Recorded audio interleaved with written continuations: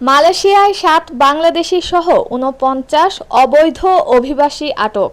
বাংলাদেশি সহ ৪৯ জন অবৈধ অভিবাসীকে আটক করেছে মালয়েশিয়া ইমিগ্রেশন। শুক্রবার ২৫ এপ্রিল মালয়েশিয়ার নিলাই এলাকার দেশ পালমার আশেপাশে অভিযান চালিয়ে তাদের আটক করা হয়। ইমিগ্রেশনের ডেপুটি ডিরেক্টর জেনারেল জাফরি এমবক তাহা এক বিবৃতিতে বলেন, অভিযানে মোট ২৬০ জনের কাগজপত্র পরীক্ষা করা হয়।